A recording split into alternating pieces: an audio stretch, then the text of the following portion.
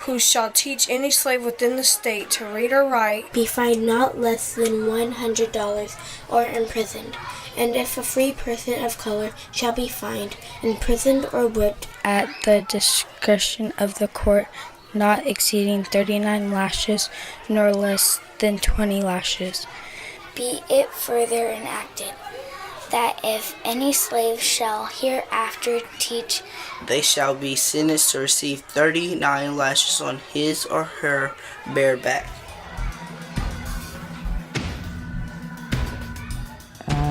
There are so many issues in the public education system. I don't think we have enough time in this documentary to cover them all.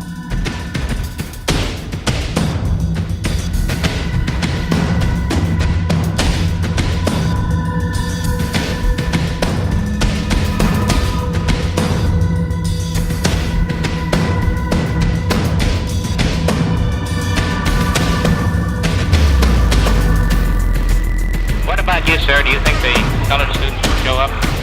If I got anything to do with it, they won't show up.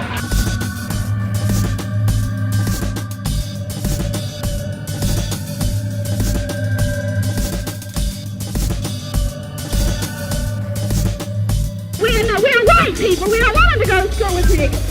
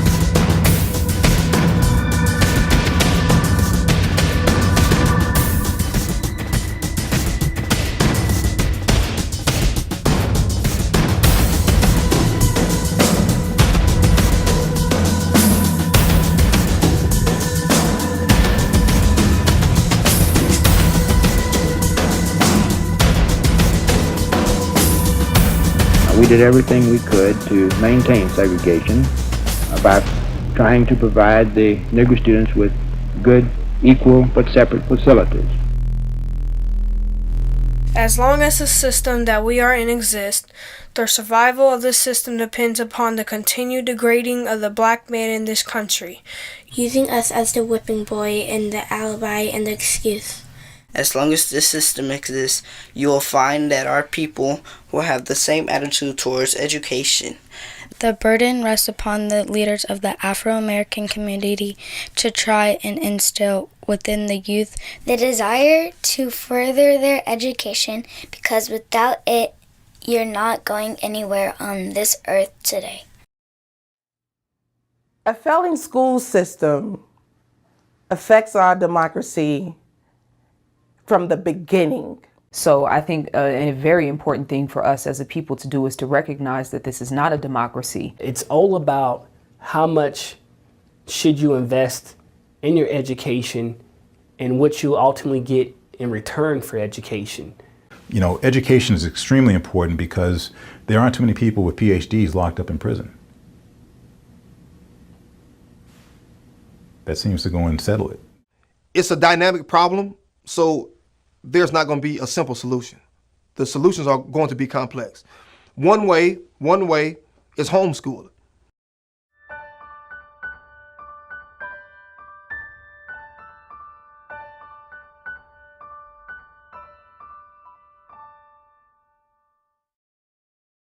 How important has education been in your life? Education has been the cornerstone for my success, unequivocally.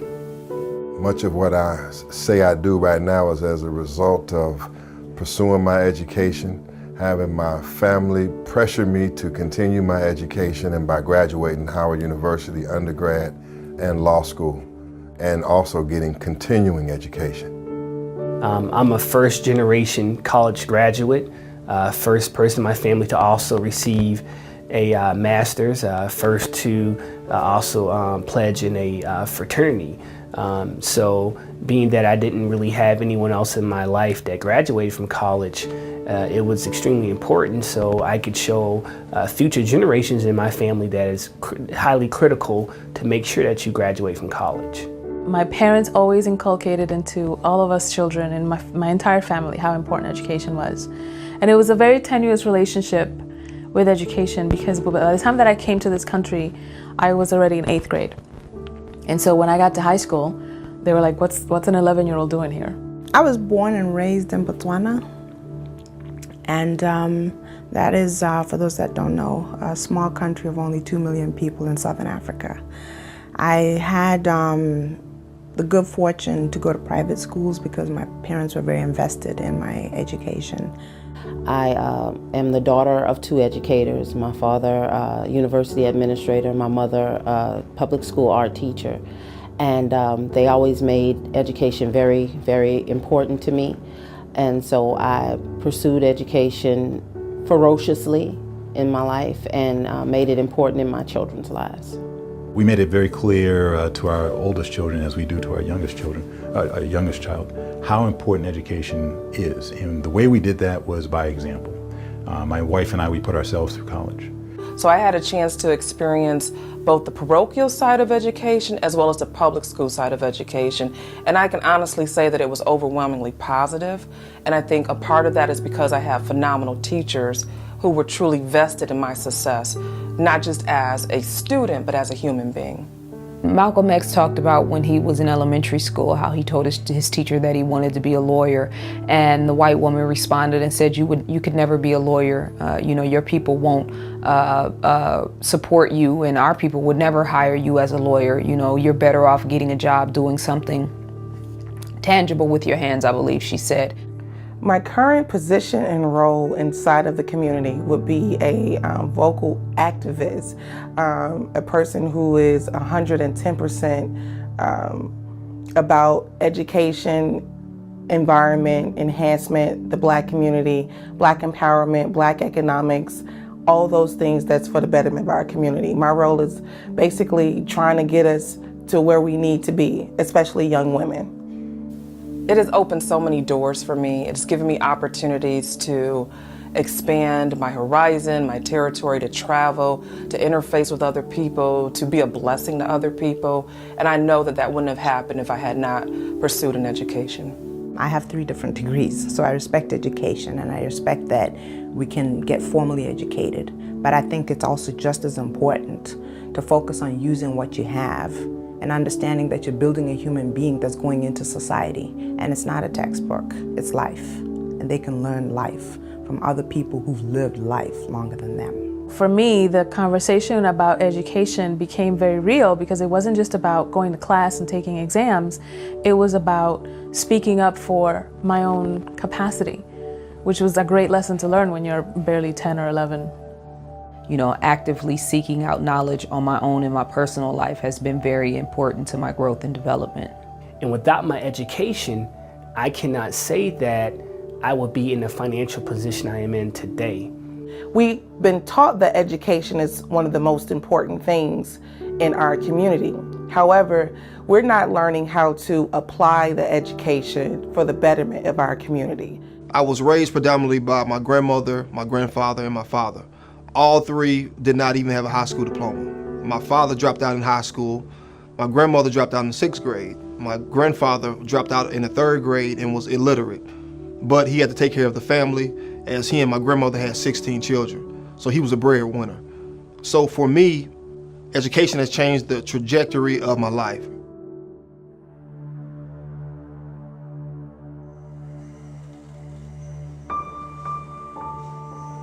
System has become too focused on tests to the point where learning is no longer valued. And now the value that's been placed on children is how high they can score so that their teacher can get a pat on the back and the school can get a pat on the back.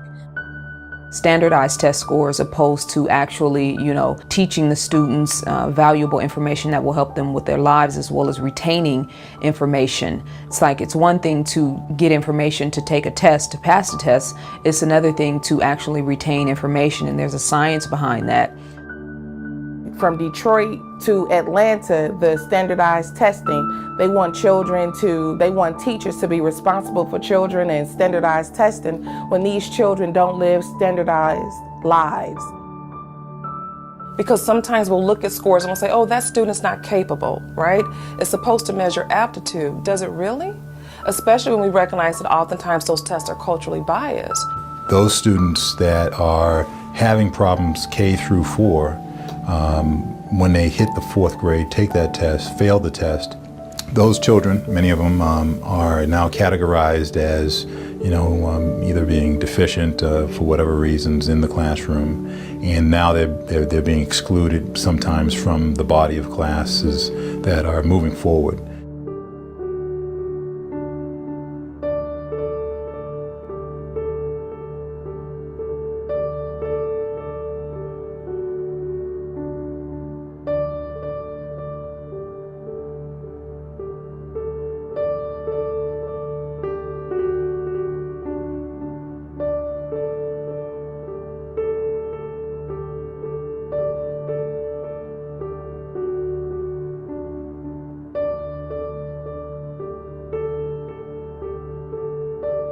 My name is Cherie Townsend, and I am a single mother of 2 children, a 16-year-old son named Jalen, who goes to public school, and a 10-year-old daughter, London, who I homeschool.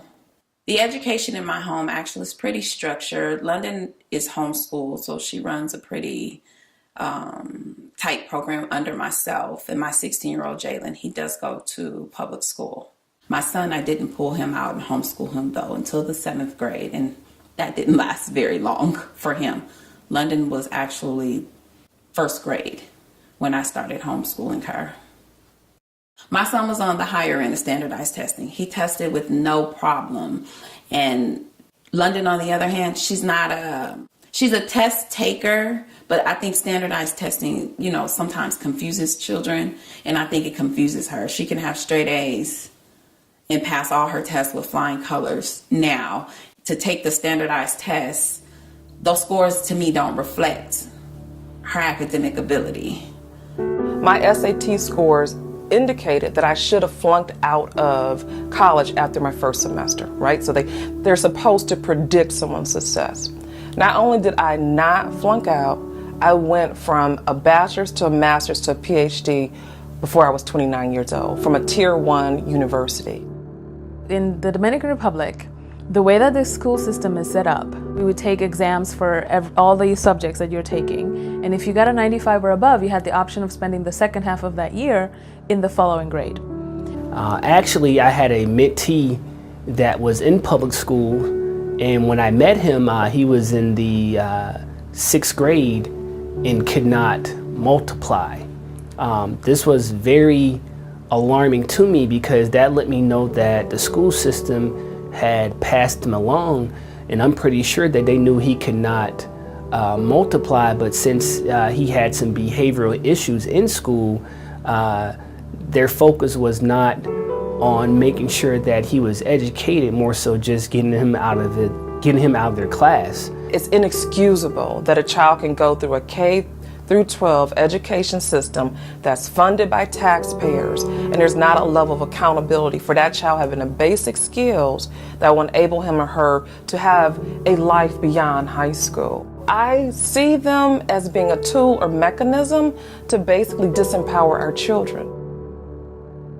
Education's purpose is to replace an empty mind with an open one. Malcolm Forbes.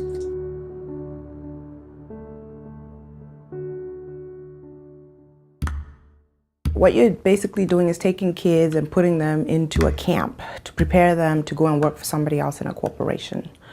You're teaching them that they have to just do what they're told and do whatever is best for the company or for somebody else, but not for them, not for their family, not for building wealth, and not for building legacy. They can't teach out of the 4 boxes of what they've been given, and even inside of the boxes of what we've been given is very hard for them to achieve.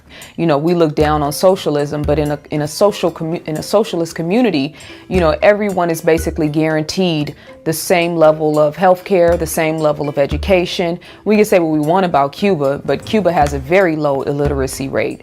And now you have institutions that are run like businesses, where students are seen as commodities. You know, there's money that follows a child. And so I think what's happened is that you have people who are now inclined to be vested in education, not because they care about the well-being of children, but because there's a bottom line and they're able to profit off of that. And I think, unfortunately, we see it more frequently in urban epicenters than we do in other areas. The sad thing is, a lot of our students aren't even aware of the circumstances that they're being put into. And that's why education right now is very financial related. The Department of Education has made it very clear. The 1964 Civil Rights Act has several different mechanisms attached to it. No person in the U.S. shall, on the ground of race, color, or national origin, be excluded from participation in, be denied the benefits of, or be subjected to discrimination under any program of activity receiving federal financial assistance. Title VI deals with any grants that are being distributed to any entity that receives federal money, our taxpayer money. Those entities have to make sure that they are no longer discriminatory. Because of Title II and Title VI funding, they get more money for removing children out of the classroom for special ed or other needs versus leaving them in the traditional classroom, which is often why some of your children are being labeled special ed just to get them out of the classroom. In the wealthier districts, they have better facilities, better teachers, and better programs and resources to give children an upper hand on life in regards to college preparation, as well as some trade programs that they want to pursue in life. But those that are in marginal neighborhoods or neighborhoods that are more in need, they're mainly just maintaining and monitoring the youth as a main job. It's just trying to survive every day, you know. The mediocre teacher tells, the good teacher explains, the superior teacher demonstrates, the great teacher inspires. William A. Ward. So please get your napkin and stuff out there.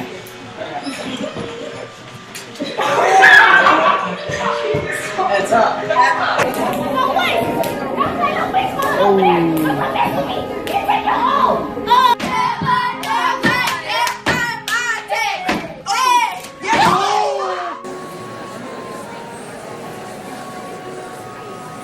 We have teachers who are afraid of their students. We have teachers who are afraid of parents. And rather than getting that child the resources that are necessary, instead of bringing in the infrastructures and the safety nets to position that child to be successful, you have individuals who pass, they say, well, it's this person's fault, this person's fault. So you have a lot of scapegoating, when in reality, we all are responsible for that. No child should graduate from high school without a fundamental understanding of the importance of literacy. No child. Not everybody learns from a book, and not everybody learns by hearing or seeing somebody lecturing. And we have to take into account that not only do human beings learn differently, but we also demonstrate our learning differently. And if we do not honor those differences, and if we do not know how to harness those differences, then school systems will continue to fail, and we will continue to have less than excellent citizens when they become adults and productive members of society. My son Jalen, he is 16 and he reads 12th grade, probably first year college level. In London, she is 10 years old and she reads about a 7th, 8th grade level right now. I think homeschool has affected her reading level in a positive way, because she gets to read at her own pace. When she's done with the level she's on, she's able to excel and move to the next level and continue to move forward. She's not held back at all in the homeschool system. Is it even possible? I have to ask myself, is it possible for a student to become successful in a public school system? Because that means that students are going by the rules of a system that was not created for that betterment in mind. Because you have some young people, because their school systems are flawed, because they don't have the same resources, that child may have a 4.0, this other child may have a 4.0, but those 4.0s aren't equal. So when it's time to apply for colleges and for scholarships, you're going to have some young people who are going to be able to matriculate and go on to a 4-year university, whereas others may have to spend a year or two at a community college. So when we think about meritocracy and we think about the idea that technically if we all work and we put in the effort, we should have equal access to the same rewards and results. But that's not the case. I decided to homeschool my children. I realized that there's more opportunity in homeschool versus the public school. And homeschool, they're not just a number. My name is London Davis and I'm 10 years old. What I like about homeschooling is I get to wake up at my own pace. I get to do my work. I don't have a time limit. And I don't have to get up as early as most kids. They get up really early and I can do however much work I want. Every student can learn, just not on the same day or the same way. George Evans. My name is LaShawn Size. My husband, Harley Size. My 6-year-old daughter, Madison Size. Her 3-year-old brother, Caleb Size. From Long Beach, California, and I'm a stay-at-home mother, and I also do hair at home. I work from home as well. So my children are educated at home. I homeschool both my 6-year-old and my 3-year-old child. My 6-year-old was formerly in traditional education. She did preschool, pre-K and beginning kindergarten in a regular school. For multiple reasons, we've decided to educate her at home. First being that, in my opinion, she was more advanced in the curriculum that they were teaching, and each request I made for her to be moved forward was denied. That was one of the reasons. The other reason was financial. It made more financial sense for me to educate my kids at home. I was working a full-time job as well as my husband. At the birth of our 3rd child, we did the math, we sat down, had a conversation, and it turned out that my take-home pay, after taxes, after childcare, after traveling, everything we were bringing home to me wasn't worth the money to have someone educating my children full time. So we came up with some alternatives for me to fill that gap, make up the money from home. That's where the doing hair at home thing comes in. And we decided for me to homeschool. Another factor that played a part in it was the control that they have of my children, such as the mandatory vaccinations or us not being able to move around and change our scheduling because the school district wants you to have your kids on a specific schedule. My daughter has a lot of extracurricular activities, which I feel are an important part of her education to make her a whole individual. To me, there's more than ABCs and 1, 2, 3s to educating a child. To make them spiritually whole, mentally whole, physically whole, there's a lot more in play than I feel that the school district can supply. Also, I feel that I'm more vested in them being a whole person. My mama, my teacher, is good. I like it. She gets to spend time with me, and she can help me with some stuff. So where are we going? We're going to jiu-jitsu. My name is Tate Skifstrom. I'm an instructor here at Neutral Grounds. I'm a black belt under Evaldo Lima. Madison's great. She's very energetic. When I say energetic, she has a very positive attitude. She knows when to be competitive. She knows when to take her time. She's a good listener, interacts great with the other kids, and again, she's one of our toughest students out there. My children do not participate in any programs that are specifically for Black children. However, they are involved in several activities. Well, Jalen, he does play football and he runs track for his high school, which commands a lot of time actually. And then London, she does cheerleading, she does gymnastics, she runs track, she has acting classes and voice lessons. You have to understand that education isn't about your kid just learning math and English. They need those things. Those are life skills that we need. But there are more important things for your kids to learn. How do they relate to other people? What kind of wife is your daughter going to be? What kind of husband is your son going to be? Are they going to be a good business partner? When they finally build that business? Are they going to be an excellent leader? Those are skills that they can learn from a young age. My children have benefited from being homeschooled because, as far as I can recall, neither one of them have had African American teachers. So they're being taught their culture by someone else who was taught our culture, but who don't really know. And it's easier for me to teach them myself. That way it takes the responsibility off of someone else. Public schools are limited to Black History Month because that's what they have to do, and that's not okay.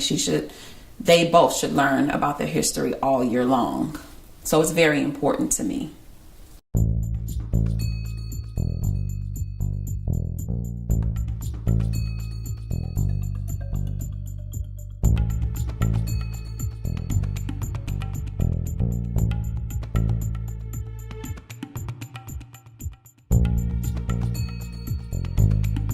Public school system is not designed really to teach Black people. Let's get straight to the point.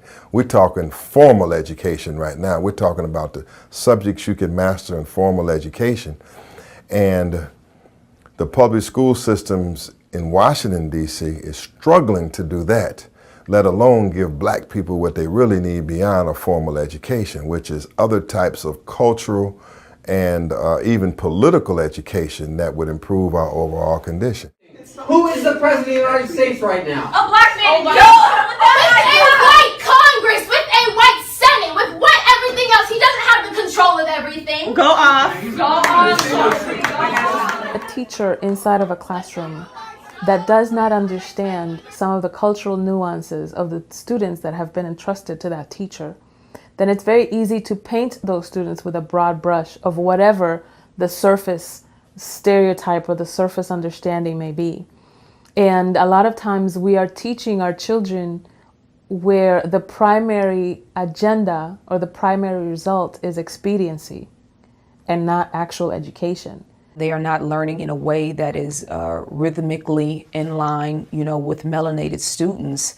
And I think that it is doing a disservice because it's teaching our children to grow up and get jobs and to be workers, opposed to being leaders of themselves and being self-employed. Kids run around here and they yell and scream about everybody doing stuff to them when he has no respect. That's your problem. You're too ignorant. You're too young and life is too short for y'all to be selling out with that kind of nonsense. Anything negative that the media can place on Black people, it doesn't escape educators. So we're in there with everybody else. We're not the trusted group when in fact we are the pole marks of the community. Right, it's hard to have a role model. It's hard to look up to someone who doesn't look like you inside the educational realm.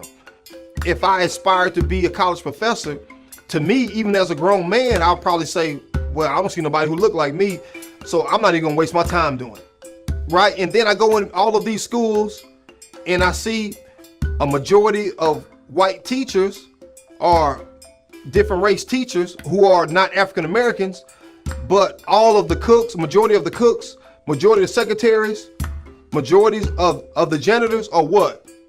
Black. Psychologists will tell you that the parent who is the same gender of the child is very instrumental in that child developing, fostering a strong sense of self-love and a desire to grow into manhood and be a good man. And the same thing with women. Hi, my name is Jalen Hamler. I'm 16 years old and I'm a junior in high school. I started off in public school. I switched over to homeschooling in 7th grade. I felt like I really didn't like it. It wasn't for me. I'm more of a social person. I like to be in the classroom learning. And so after 1 year of homeschooling, I went to public school. And I've been in public school ever since. We don't talk about a lot of Black history. Of course, Martin Luther King and all that. But there's a lot of Black history that we don't learn about. And I do want to learn more. I feel like we don't get taught enough about it in school, and it needs to be taught about more. If we teach today's students as we taught yesterday, we rob them of tomorrow. John Dewey. Black people, black children in the public school system are continuously being ruined because they don't have any control over the curriculum. The school system can ruin black children by failing to teach them a knowledge of self, by failing to teach them who we really are and the reality in society, and giving us a watered down version of certain key parts of that system. The school system does not teach our children about true black history, right? We know we have Black History Month, but the same old narratives are reinforced. Rosa Parks, Dr. King, in which they are important figures and need to be celebrated. Their lives need to be celebrated, but why are we teaching our children in public schools that we started from slaves? What is that little black child thinking? She's thinking that her origin in the world begins in slavery, and she really didn't get a break till after slavery and sometime recently in America. See, so the messaging that it is sending our children is dangerous to be in that type of environment and not know any better.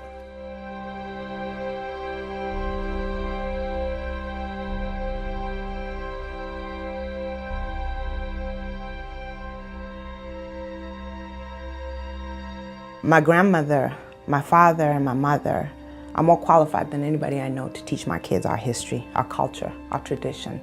So if you want me to come up with a book, I can come up with a book, sure. But I think my mother's more qualified. I think my father's more qualified to teach my son who he is, to teach my daughter who she is.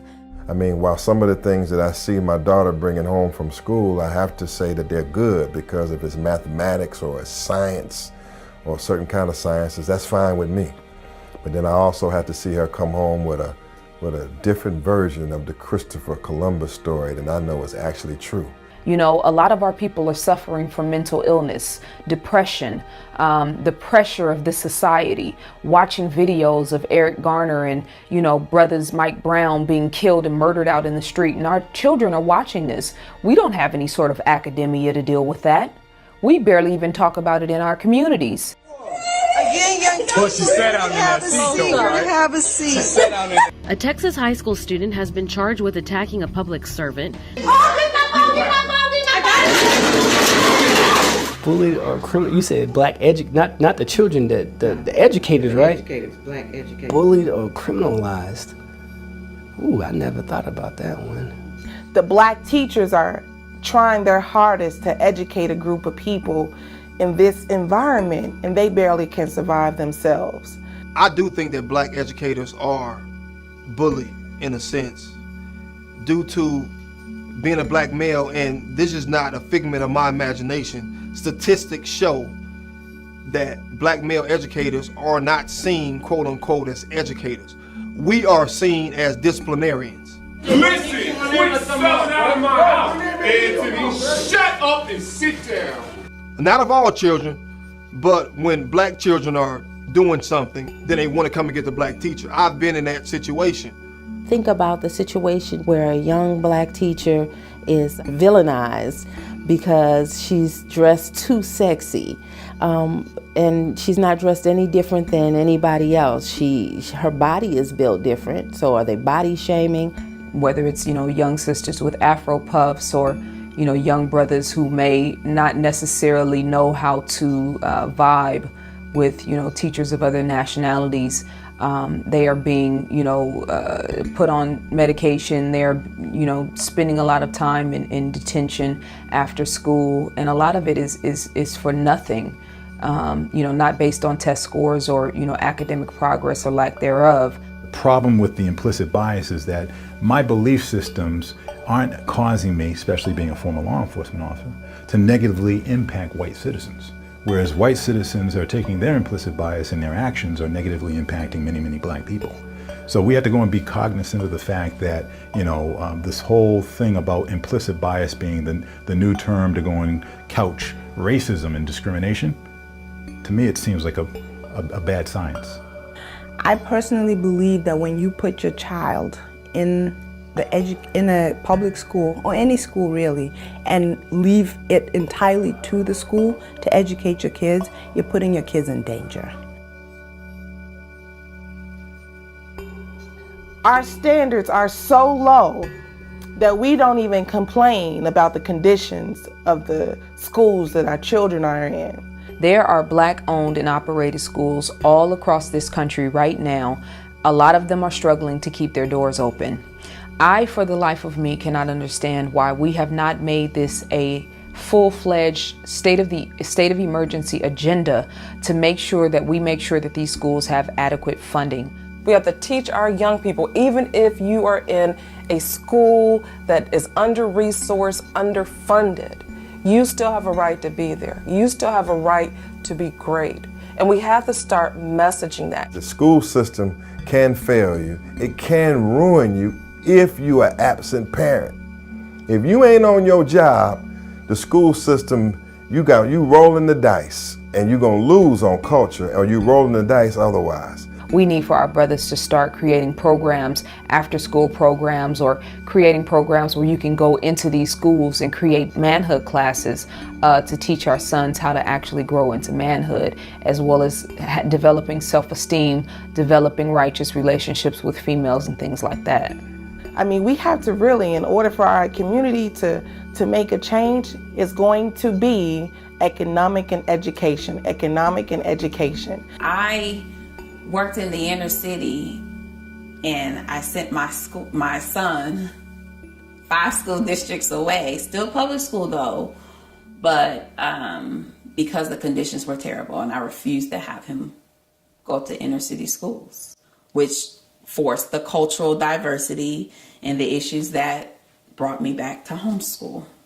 I worked for the school district for several years, probably about 12 years actually, and I would not send my own son to the public schools that I worked in. I actually had to send him away to other districts in better neighborhoods just so he could have a better educational opportunity and more things provided to him. There's a lack of educational supplies, things that if teachers don't put out on their own, their children are not gonna get. And that's not fair. The conditions of some of the buildings or some of the bathrooms where things are consistently broken or not working or run down, it's not really a good environment for children to want to excel in. You know, I think your environment is everything, and it plays a big part in how comfortable you are when you learn. For many children, school is the first chance that they have gotten to be in a diverse group of people who are not their family. For many students, that can be uncertain, it can feel unfamiliar, it can feel unsafe. And there are ways of relating to one another that one family has that another one doesn't, and so forth. It's the first time that we get to know our neighbors in an official setting for many children. So basically, if you put a child in a circumstance, in a situation where he and she has to learn and they can't, and they're not learning to your standards, then you're going to discourage them from learning. What you have is a population that has systematic dysfunction, and therefore they are hardly a political threat and hardly a threat in the democratic system, because many of the time they're just faced with trying to survive everything that's happening in the hood. I have to say that from what I have observed, that at least at the middle school to high school level, you have to have some security. I mean, that's just, you have to have some security. I'm used to that because even when I was in school back in the 9th grade, we had plenty of security officers and police officers there because it was a gang problem. Metal detectors. How can a child walk into a school and have to walk through a metal detector and feel safe? My first 3 years, we didn't have metal detectors. My senior year, they brought metal detectors into school. Keep in mind that a lot of other Detroit public schools already had metal detectors. And the rationale was that, well, if we have these metal detectors, we can protect you. We can prevent people from bringing in lethal weapons into the school. But it was the first time I ever felt like I was a foreigner in a space that should have been familiar.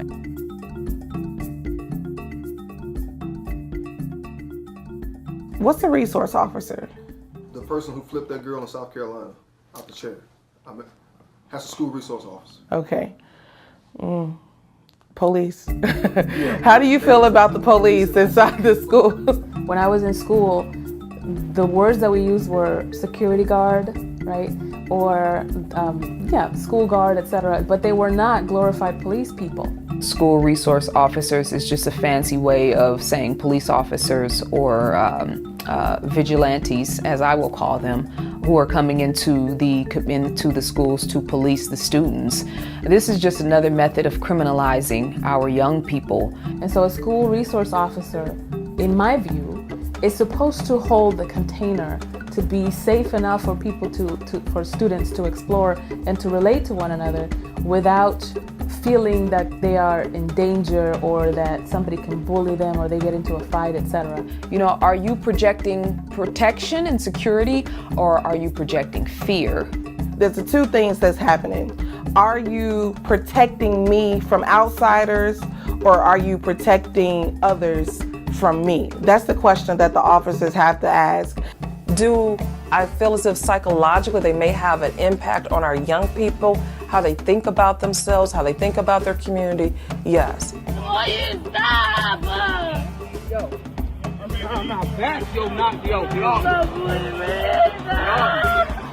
And if you know anything about the psychology of the mind, you know that fear is a deterrent from experiencing and realizing your highest self and your best self. Kids in a learning environment such as a school are being distracted by the fact that law enforcement is about control, and they're controlling students instead of many times having a good type of interaction with students. The teachers, the administrators of schools are using the law enforcement officers to actually harass students, I believe. If you don't have a rapport with students and you have a fear or you don't have a respect for them, then you can't really protect them, no matter who they are. And that is one of the reasons why I feel so strongly about not putting my kids in an environment where they're the outsider or the outcast or the quote-unquote minority. I don't want that for my kids. I want them to see people like them successful. I want to see people like them who care about them. I want their teachers to be somebody who says, "How's your grandmother doing?" Certainly what should not ever happen is that a school resource officer becomes themselves the threat to the children's safety, as we have seen in many viral videos that have gone on recently, etc. We saw the young sister who was slung around by her hair by a resource officer and basically, treated like a common thug and a common criminal. You put them in environments that make them feel like criminals anyway. They live in communities that make them feel like they're criminals, and they have access to crime at every turn. And then you turn around and expect the child to be properly educated. I guess some of the dangers of it is that sometimes these officers and security guards go too far, and therefore we have incidents that we see on television and otherwise of children being abused and becoming victims of certain kinds of security brutality. I feel that whenever you have a situation where you have more public resource officers or police officers than you have mental health counselors, that's a strong disconnect. That's incongruent for me.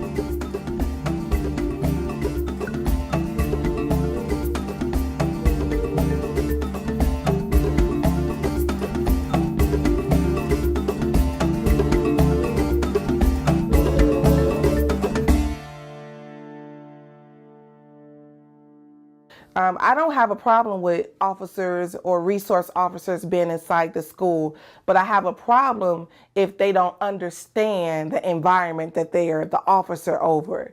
So do I think we need order and rules and regulations, and do those officers help to create that? Yes. But to the extent that some of these high schools look like mini prisons and mini juvenile systems, absolutely not. We think that metal detectors and resource officers, they're just a part of it. But what is that doing for them as a person? What is that really doing for what they have and the gift that they have inside? How is it helping them? Is it helping them flourish, or is it detracting from it? Resource officers and metal detectors don't add to the element of learning that we truly want our child to be in. So after a child is discouraged from learning or he or she doesn't learn, then they start to roll into a survival mode. So it's already been proven through data that once the child doesn't have the resources that's necessary, then they start to rob, kill, and steal, and do all those, go into a life of crime to survive.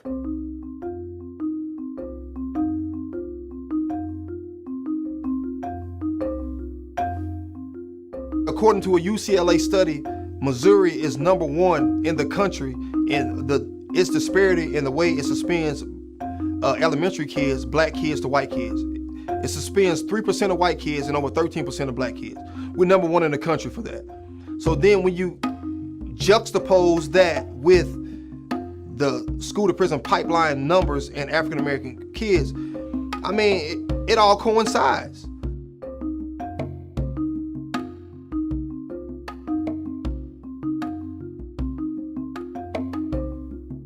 When we look at people who are committing crimes because they're impoverished, they lack an education, they don't have an ability to raise their incomes, and now they're moving forward, getting older in life, they find themselves in a system of a trajectory that's downward instead of upwards, and they find themselves going to jail. The desegregation of schools and us fighting to get adequate education for our children, and the increase in prisons and black men being put in jail for the most minimal crimes, those things ran parallel. So they found ways to basically use the lack of education, which it's funny that you would punish the children for not being properly educated when it's the system's responsibility to educate the child, when monies are being allocated from state, local, and federal governments to make sure that children are being educated. People are putting more money into the prison system than they are into the education system.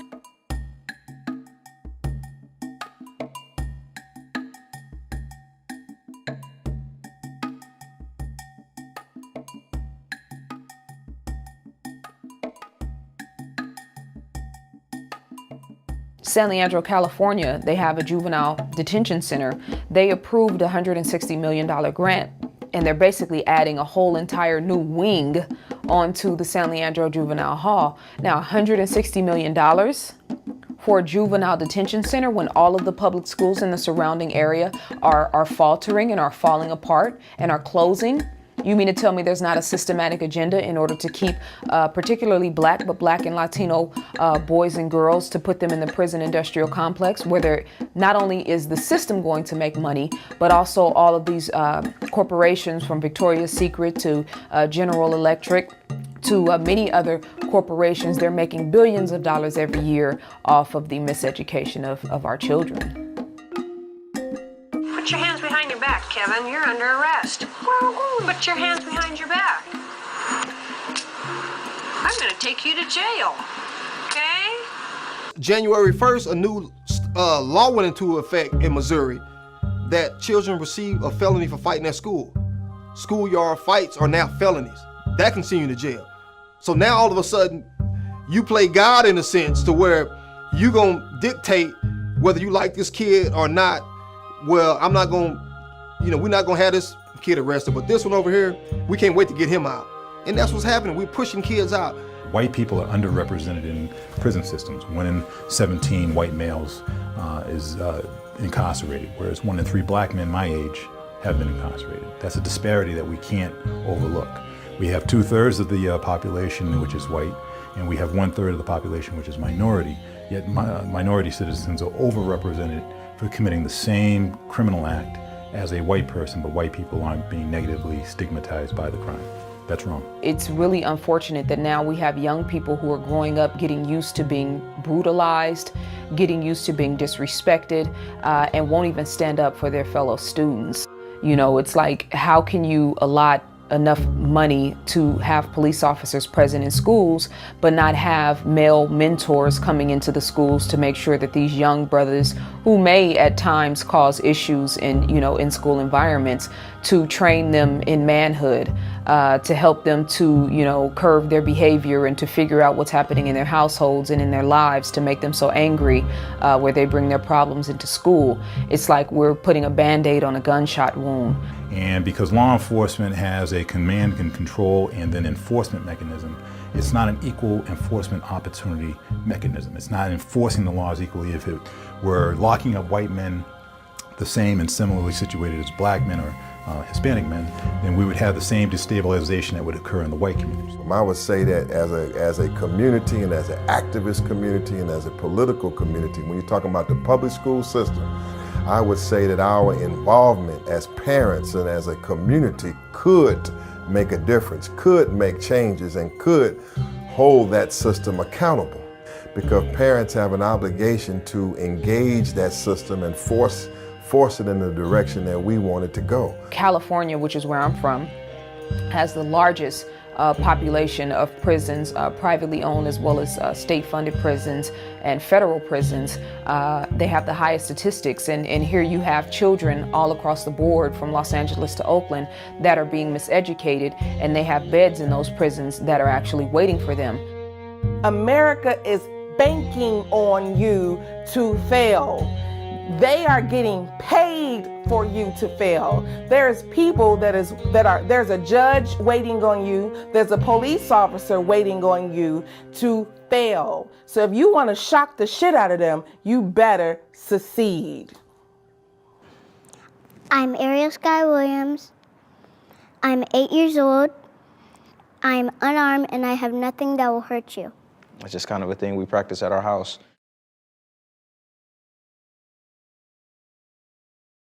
You have a right to have an attorney present while you are questioned. If you can't afford to hire one, the court will appoint you one. Do you understand that? Say yes or no. You do. Now the officer shot Brisbane twice at close range in the torso, later realizing Brisbane was only holding a pill bottle. Rice was shot and killed by rookie Cleveland cop Timothy Loman last November outside the Cadell Rec Center on the city's west side. His gun was actually an airsoft pistol in that he was only 12 years old. Shots fired! 321, we have shots fired. We have one suspect down. The second time this week, a black man is shot by a police officer. A similar loss of yet another unarmed young black man. We've had our own Michael Brown. Please don't tell me my boyfriend just went like that. You done murdered my son, man, for nothing? When he was trying to get away from you. He was trying to get away from you, man. And you kept shooting him while his back was under the truck. And you kept shooting him, man. You kept shooting him. In his back was tight to you, man. Get back to the shack on him. Let me check on him. Get back, sir. I just want to know, is the protocol is to shoot an unarmed man down dead in front of somebody's house anytime they feel like it? Many times as parents, we look at our little fourth grader and we say, oh, wow, they're so cute. But there are other people that are looking at them and they're saying, they're a target. There's a system designed to send them to prison. There's a true correlation here, and we have to take it serious. If I saw these problems in the beginning, if I see that they're not learning at a pace that's bringing out the best in them, then they are being killed inside. Their gifts are being killed. Their purpose is being annihilated. We're putting them on a path to prison. And as a parent, we're also a part of that. And we have to take ownership and we have to take back our kids and to say, how can I educate you so you become confident in who you are and what you have to offer and the gifts that you have come here to give to society? Children have the ability.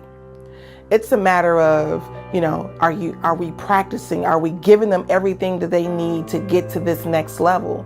If we can foster an environment that supports and encourages the love of knowledge, not just, getting up and talking and teaching. I'm talking about loving knowledge. I'm talking about seeking knowledge, being interested in ancient civilizations, being interested in African history. You do have to cultivate in your children the mindset that they never have to ask anybody for anything because they are fully equipped to create, to be creators, and they are. Every single time that I asked my father what a word meant, he never answered me. It got to the point where I was like, never mind, I'll go look it up, because I already knew that that's what he wanted me to do. And so I got very used to, when I had a question, I knew how to find the answer. Some of your children are absolutely geniuses. In order for you to understand that, then you have to communicate with your child. You have to challenge your child. You have to make them, show up and show who they actually are. Am I bringing out the brilliance in my child? Am I bringing out the best? Am I bringing out their passions, their gifts, and what's going to ultimately make them feel confident in expressing that? But as a parent and you in the public school system, you are duty bound to supplement, augment the knowledge that your child is getting by teaching them yourselves. Once upon a time, a queen was about to have a baby, but she became ill. A magic golden flower healed her, and a princess with golden hair was born. The king and queen launched lanterns to celebrate. Things such as mathematics, phonics, grammar. I do use scholastic programs that are full programs that a teacher would use. But as far as education, I do use everything that in my hand. You can get an education in everything in YouTube, but I don't use those for the whole education. So for whole education, I educate around current events, her questions, or just conversations we had. So for example, Mommy, why are rainbows that color? I will go to YouTube and I'll find a list of videos on rainbows, the colors of the rainbow, how rainbows formed. I use YouTube, I use online, I use my own knowledge. If she has a question about, say, guitars, you know what, my brother plays a guitar pretty well. Let's FaceTime your uncle. And he'll sit there and discuss, well, I know guitar came from here, so we do use the internet for a lot. I don't per se let her on the internet just yet by herself, but I do use the internet as a huge resource for me. I'm a YouTube junkie. I educate myself on YouTube, so I do use YouTube for a lot of things. For her sign language, because I do teach them sign language as well as Spanish right now. I don't do sign language myself, so I have to go to YouTube. So I go to YouTube and they do sign language and kids songs for sign language. There's a plethora of free resources on the internet, and you literally type in such and such free and it pops right up in front of you. If you really want to be educated, you want to be a scholar. And being a scholar means you research and teach yourself beyond textbook education. Fortunately for me, we were so poor that there was nothing to do at home. We didn't have cable, there was nothing to eat. So I said, I might as well go to school and hang out with my friends and play sports. So that's ultimately what I done. And with that, I surrounded myself with other people, other scholars who pushed me to do well and ultimately landed me here. You have community organizations like Males to Men in Oakland, California. I know they're doing a great job with teaching young brothers about, how to grow into manhood. You have brothers like Boyce Watkins with the Black Wealth business program that he has, and teaching young children about aspiring to be business owners and to work for themselves. You have Black Girl Code in Oakland, California, which some sisters started to be able to teach young Black girls about coding and creating apps and things like that. You'll be amazed at how many young people need to see other people of color who are doing well, because they may not see it in their household. Their only reflections, representation of Black success may be on TV. So why not be that person they aspire to be? Because exposure is key. Young people must pursue higher education. It is the only thing that can liberate us from our ignorance. Maya Angelou. College in my family wasn't discussed much because, of course, my grandmother didn't go to college and graduate from college, nor did my mother graduate from college. So basically, who was going to talk to me about college? My teacher talked to me about college. She asked, Chanel, what college are you going to? And that sparked a college conversation. And a college conversation sparks a different way of life if you want it, if you have it in your mind to do so. So it's always going to be on the individual student, but we can also create the environment where these numbers grow to a mass.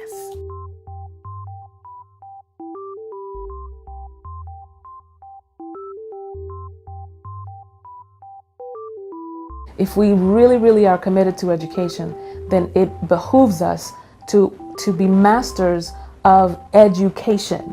Education means to draw out. And so when you're drawing out that person's genius, that person's talent, that person's learning style, and you learn to harness it, yes, it sounds more complicated and it sounds like it's going to take a lot more time now than what we have. We don't have the budget, we may not have the time, teachers may not have the patience necessarily. It may not be politically expedient to spend all this time and effort to revamp our schooling system this way. But I promise you, if we spend the time now, we will spend less time sending people to prisons and dealing with drugs or domestic violence and all those other ills that ail us now, because we've gotten it when a child is coming up. You know, we used to have coaches and we used to have mentors and we used to have people who were very hands-on and direct in helping young people to aspire to be great, to expose them to things beyond their block or beyond their neighborhood. And we've gotten away from that. You have people who live in communities, they don't even know their neighbors, let alone want their neighbors, you know, reprimanding their child or giving their child advice. We've gotten away from that. There's so much that you can do for your kids by just building a community, and it doesn't have to be your next door neighbor. It's an online community. It is your neighbors. It's also your family. It's everything. Just everybody, all hands on deck. So I'm an educator, whether I'm inside of a brick and mortar building, I'm online on social media, or I'm out on the street corner, or I'm in someone's home, or in front of a camera. I'm an educator at heart, so I'm gonna educate regardless. But when we take responsibility for our own part as a parent, as a teacher, as an educator, as an administrator, as a staff member, and also the students themselves, when we begin, all of us, to stand 100% responsible for the result that we create collectively, we'll start to see those changes politically and educationally. The whole idea of homeschooling our kids is to bring forth an idea of Black success. Success that makes them feel confident in who they are and what they have to offer. Measuring it by standards that we impose upon ourselves. Taking back our kids, taking back their confidence, and more importantly, taking back what they have to offer. That's why homeschooling is really important, and that's why it's us as parents that have to take that step. So what do you do when the system's not working? You start to create new systems. And I think homeschooling and its various adaptations are born out of that. Parents educating their kids is probably the best thing that can happen to their children. And it's also one of the best things that can happen to a family. Well, my favorite subject is our story, because it teaches me about my culture, where I came from, and who I am. I currently homeschool my kids, and I believe that that is the best way to really make sure that your kids are getting a quality education. So education is a really important part for us. Again, bring it back. We're standing here, brothers and friends, right now. He's ready to go and go, go, go, go, go. Children are already being educated by their parents just by modeling their behavior and language patterns and emotional habits and so forth. So we have to be very conscious that that's something that's already happening. Just like you, kid. Just like you, man. The social needs for my kids were very different because I waited later to homeschool Jalen. So he had been in school from pre-K all the way to 7th grade, and to pull him out into a home environment, that was a hard adjustment for him. He needed the physical interaction and socialization amongst his peers. And so I felt like I needed to let him have that.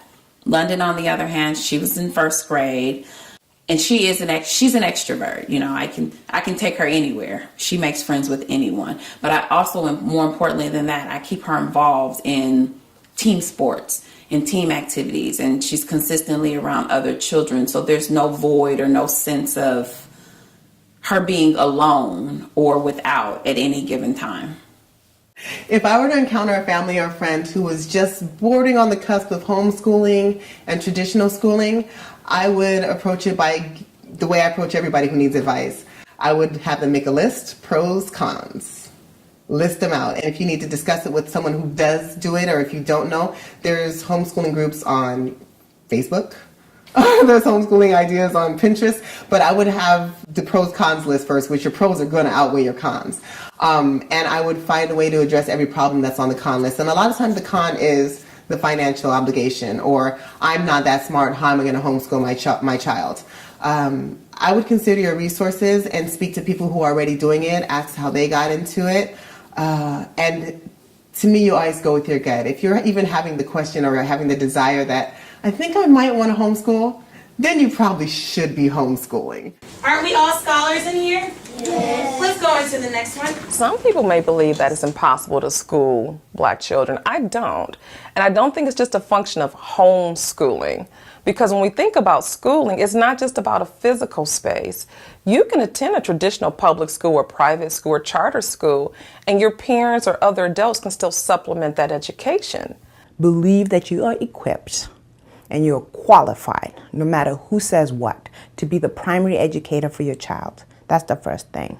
Yes, it may be a little chaotic. It's true. I don't want to deny that. It may be a little chaotic. It may be a little messy, and it may take longer to get everybody's viewpoint across, etc. But it is important that we allow ourselves a moment of chaos now so that we can have excellence later. I try to make women understand that just the same way that nobody teaches you how to give birth, but you do it. Nobody teaches you all the things that happen for your kids, but you do it. And if you're focused and you're dedicated, man, we do an awesome job. And the same applies to education. My relationship with my children has actually been very positive. We're a lot closer. And even though my son is not homeschooled anymore, I'm still very hands-on with his school activities as well. I pop up at the school on a given, and homeschooling London has actually given me the freedom to do that. And then with London, we're very close because we talk about everything. And then the physical interaction, I don't miss a beat. You know, I'm there every step of the way, every milestone. You know, in school, you miss that. You know, you miss things that, or you don't realize how important the things that you're missing until you have the homeschool life and you get to be a part of all of that. You're a part of the struggle. It's not the teacher telling you that, oh, they did this today. It's me witnessing for myself. And I don't think there's a better feeling than that, you know? You know, the blessing of today, it's a gift and a curse, but the internet is a major blessing as far as us finding ways to, you know, help to facilitate educating our children. There's so many resources available for parents now. You have Khan Academy, Khan, Khan Academy online. You can go to that website and find everything from, you know, lessons on mathematics to science to, you know, statistics, geometry, you know, as far as if you need a side tutor if your child is struggling in school. Well, there's Coursera. You can use Udemy, and you can, of course, Google anything you need. Duolingo, also for learning different languages. We've come to a world where it is imperative that we know more than one language. There is the Black Business School, courtesy of Dr. Boyce Watkins. There's a wealth of knowledge there. Also, like I said, you know, YouTube University, now you can basically go online and find out how to do anything. My son can break down, you know, can figure out how to, you know, break down a PlayStation, you know, take it apart, put it back together again. I mean, it blows my mind how fast he is with his hands and, you know, putting together things as far as technology is concerned. When I need help, you know, as far as that's concerned, I ask my son. There is, again, so many online programs that you can find. And I also think that it's important to use what we have now. We're in the age of technology. We're in the age of social media. There's nothing wrong with just starting a co-op. A co-op would be a collection of families who are homeschooling and they share knowledge. I personally come from the business world, so I believe kids should learn how to build businesses from a young age. But there are many resources out there that you can just, with your own innovation, your own creativity, and then resources that you can find online. You can teach your children and supplement the education that they get in school. If you're really dedicated, you can find the resources, you can find the people, you can find anything and everything to build your child up. It just starts with your intention and your focus, your discipline, and your dedication. In terms of schooling, my definition of success, it would be making a whole person, not just a person who's proficient in reading or math, but a whole human being, someone who's emotionally intelligent, who's intellectually intelligent, but physically healthy. I think making that person fully rounded, acknowledging all levels of advancement. I think every African American household should have a supplemental curriculum at home. A curriculum that like lists each grade what a child should learn, and also things that is not taught within the school system that the parent can teach a child at home. Understanding how to best pull out the confidence in your child doesn't have to be reliant so much on school curriculum. You don't have to feel so much pressure to say, how do I get them to learn in a way that best suits them? Just watch them, just see what really allows them to get excited about learning. Another thing is when something breaks in the house, instead of punishing your child, help them to figure out how to quote unquote make it right. So you have an opportunity to teach social skills, like taking responsibility, apologizing to somebody that you've hurt or disappointed, and then taking the initiative and the responsibility to make it right. I think that it is very important for us to find ways for learning to be fun for our children to be interesting for our children again. I have 2 kids. One of my kids is naturally inclined to technology, and he's only 7 years old. So we have to cultivate that. We have to create an environment for him to develop his skills. Well, my son's a tennis shoe junkie. That's his thing. He loves it. You know, how can I teach a lesson about science and about mathematics using tennis shoes? My other child is more inclined to sing. She takes piano lessons and singing lessons. And she's going to become a phenomenal singer. It doesn't mean she has to be famous or anything like that, but she has to know that whatever is in her can be honed, and she can do it at any level that she wants. How can we teach lessons about business using fashion? How can we teach young sisters lessons about geometry using hair? I have a lecture where I use sacred geometry and compare and contrast it to different braids that black women around the world do, where they're basically recreating different aspects of nature, whether it's flowers and things like that, using hair. This rap music that I can't even understand one word of it, I listen to it because the kids like it. So that way I can teach the pedagogy of hip hop, the pedagogy in hip hop, and I can teach them language and metaphors and assemblies, and I can link all of that to Shakespeare, to W.E.B. Du Bois, and I can link all of it as we trace the genesis of it. Why can't you use social media in order to teach them a lesson about life, about politics? Don't shy away from these things, because when your children get let loose, they go buck wild.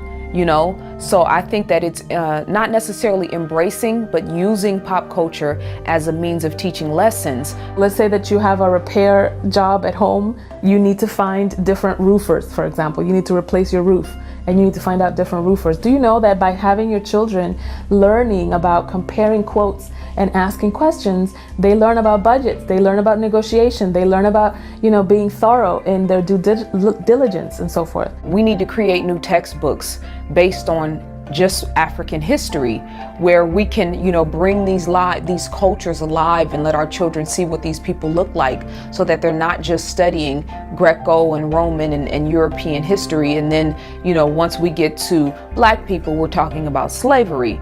When you're homeschooling, you don't have to feel so much pressure to follow the books and a curriculum. You do want to make sure that whatever standards your state brings forth in terms of educating your child at that grade level, that you do follow. But it can be in any way that your child learns best. We get taught in public schools to go get a good job and work for somebody else and keep working and keep working and keep working.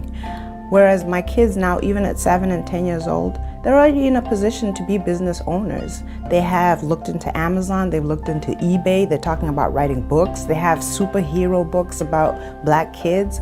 Their minds are so open. And that typically happens when you give people enough space to think, to fail, to try things, to innovate, to wonder, to be creative, to be in inquiry.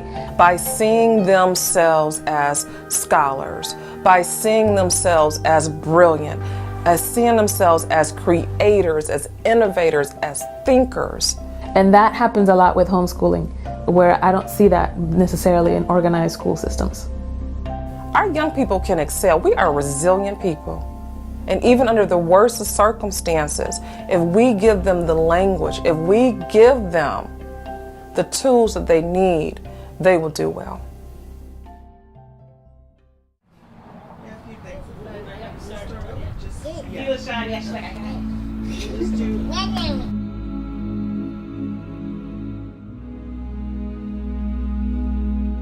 The challenges that you encounter getting there, I'm gonna tear up now, are so worth it. And your child is worth it. And if you're feeling like your child is lacking something in the public school education or whatever you're doing currently, you owe it to them to do what you have to do to give them the best.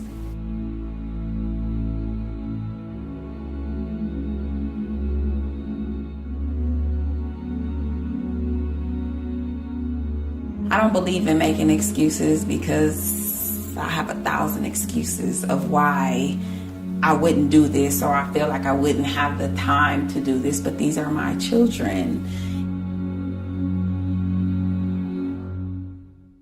And you'll be surprised how smart you are, and you'll be surprised how much you learn with them. I didn't know what a rhombus was until about a couple months ago, but now I know. So the things that you don't know, we're in a current environment where there's so much stuff to fill in the gap, and your kids will not be missing anything.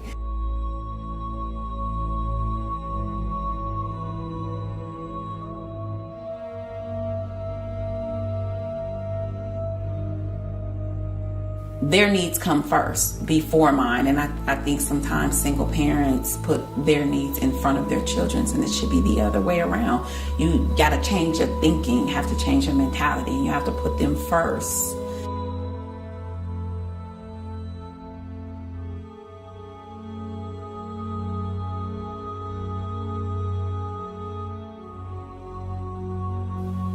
You owe it to them to do what you have to do to give them the best. And for me, most people, homeschooling's the best.